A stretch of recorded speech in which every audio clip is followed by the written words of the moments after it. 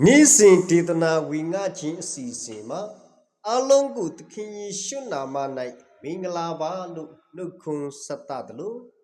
ဤနှုတ်ကပတ်တော်မြတ်ကိုနေရာဒေသအသီးသီးမှခံယူကြသောဓမ္မမိတ်ဆွေရောင်းစီတိုင်းကိုလည်းအထူးပင်ကျေးဇူးတင်ကြောင်းရှိဥစွာပြောပြရစီကျွန်တော်တို့ယနေ့တရက်တာအတွက်မိမိရဲ့အသက်တာကိုတည်ဆောက်မိနှုတ်ကပတ်တော်မြတ်ဤကောင်းစဉ်ကဖယားနှစ်သက်သောအလူအခြေပြုတမကျမ်းစာနှုတ်ကပတ်တော်မြတ်တပိုက်ကိုဖတ်မှာဖြစ်ပါတယ်ကောရိန္သုဩဝါဒဒုတိယစာဆောင်အခန်းကြီး9အခန်းငယ်9ပဲဖြစ်ပါတယ်လူတိုင်းကိုယ်အလိုအလျောက်လူရ၏နှမျောသောစိတ်နှင့်မလူရမလူဘဲမနေရဟုစိတ်ထင်နှင့်မလူရအကြောင်းမူကားစေတနာစိတ်နှင့်လူသောအလူကိုသာဖျားသခင်နှစ်သက်တော်မူ၏တမန်တော်ကြီးရှင်ပေါလုကကောရိန္သုအသင်းတော်မှာရှိကြသောယုံကြည်သူတွေရဲ့အသက်တာမှာပေးလူခြင်းနှင့်ပတ်သက်ဆက်ဆက်လျက်ရှိသောလူဒန်းသည့်အခါမှာ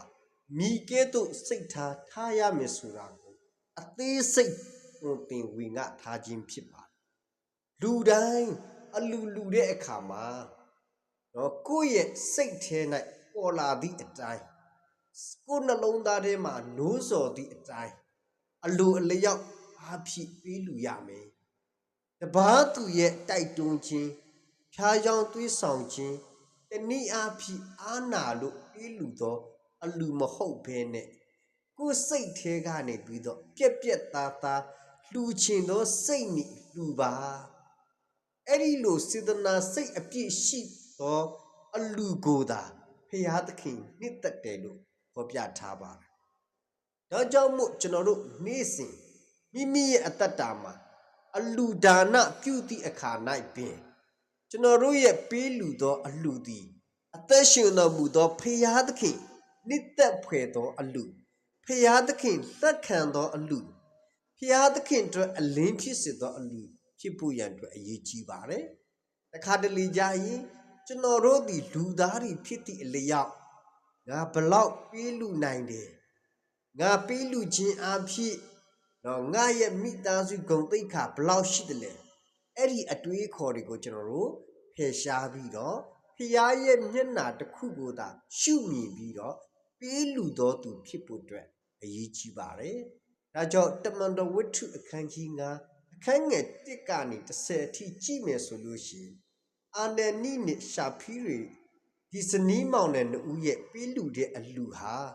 သူတို့ရဲ့အတ္တတာမှာတပားသူတွေပေးလူတယ်လို့သူတို့လည်းပေးလူခြင်းစိတ်နဲ့ပေးလူပါတယ်ပေးလူတာအရန်ကောင်းပါတယ်တို့တော်ညာလဲသူတို့ရဲ့နှလုံးသားထဲမှာသူတို့ပိုင်ဆိုင်မှုကိုအကုန်လုံးလာပေးလူတဲ့ပုံစံမျိုးနဲ့ပေးလူခြင်းကြောင့်လင်မယားနှစ်ဦးစလုံးတည်ခြင်းနဲ့ရင်ဆိုင်ရတယ်ဆိုတာတွေ့ရပါတယ်ဒီအကြောင်းရင်းကိုကျွန်တော်သိပြီးသားဖြစ်တဲ့အတွက်ပေးလူတိုင်းမှာကျွန်တော်တို့ရဲ့နှလုံးသားဟာအင်မတန်မှအရေးကြီးပါတယ်ကျွန်တော်တို့ပေးလူသောငွေအမောက်နဲသည်ဖြစ်စေများသည်ဖြစ်စေဤအရာထက်သာ၍အရေးကြီးတာကနှလုံးသား၌စေတနာပါသောပေးလူခြင်းဖြစ်ပါတယ်အခုကျွန်တော်ပြောနေသောအရာသည်ငွေကြီးနဲ့ပတ်သက်သောပေးလူသောအလူကိုပြောနေခြင်းဖြစ်တော်ညာလဲပေးလူခြင်းလို့ကျွန်တော်တို့ပြောလိုက်တဲ့အခါမှာငွေကြီးအားဖြင့်တစ်ခုတည်းကိုတွေးညင်ခြင်းမဟုတ်ဘဲနဲ့ကျွန်တော်တို့ကိုဖျားသခင်ပေးထားသောစီးစိမ်ဥစ္စာတွေရှိတယ်အချိန်တိုင်းတွေရှိတယ်အတက်ပညာတွေရှိတယ်အဲ့ဒီအရာကိုလည်းပေးလူတိုင်းမှာစေတနာအပြည့်နဲ့ပေးလူတတ်သောသူဖြစ်ဖို့ရန်အတွက်သင်ယူသောသူတွေဖြစ်ဖို့အရေးကြီးပါတယ်။ဘာဝကျမ်းအခန်းကြီး4အခန်းငယ်1မှ9ထိကြည့်ရင်လည်းကာဣနနဲ့အာဗေလတို့ရဲ့ပေးလူခြင်းအကြောင်းတွေ့ရပါတယ်။နှစ်ဦးစလုံးကအကောင်းဆုံးဖရားရဲ့မျက်မှောက်တော်မှာပေးလူတော်ညာလဲ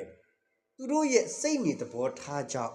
ကာဣနရဲ့ပေးလူမှုကိုဖရားသခင်မနစ်သက်ခဲ့တယ်လို့အာဗေလရဲ့ပေးလူမှုကိုဖရားသခင်လက်ခံတယ်ဆိုတာတွေ့ရပါတယ်ဒီအကြောင်းအရာကိုကြည့်ခြင်းအပြင်ညီကိုဖြစ်တော်ညာလဲစိတ်နေသဘောထားမတူဘူးဆိုတာတွေ့ရတယ်အဓိကမိမိရဲ့စိတ်နေသဘောထားပေးလူလိုက်တဲ့ကိုပေးလူတဲ့အရာအပေါ်မှာကျွန်တော်တို့ရဲ့စိတ်နေသဘောထားကအင်မတန်မှအရေးကြီးပါတယ် ဒါကြောင့်မို့နှုတ်ကပတ်တော်မြတ်ခေါင်းစဉ်လာသည့်အတိုင်းဖျားသခင်နှစ်သက်သောအလှဆိုတဲ့အတိုင်းကျွန်တော်တို့ယနေ့ပေးလူနေသောအရာတိုင်းသည်ဖျားသခင်နှစ်သက်သောအလှဖြစ်ဖို့အတွက်အရေးကြီးပါတယ်။သင်ရဲ့ပေးလူမှုကိုဖျားသခင်လူချင်ပါတယ်။သင်ရဲ့ပေးလူမှုကိုဖျားသခင်အလိုရှိပါတယ်။ပေးလူတဲ့နေရာမှာဝေရေးချီပါဝင်တယ်လို့အခြားသောအရာမိမိရဲ့အချိန်တိုင်းမိမိရဲ့ခွန်အားမိမိရဲ့အတက်ပညာတွေကိုလည်းဖျားသခင်ကပေးလူပါလို့ကျွန်တော်ဝင်ကချီညီကုန်းချုပ်ပါတယ်။ကြားနာသူအရောက်စီတိုင်းပေါ့ဖျားသခင်အစဉ်အမြဲကောင်းကြီးပေးပါစေ။အာမင်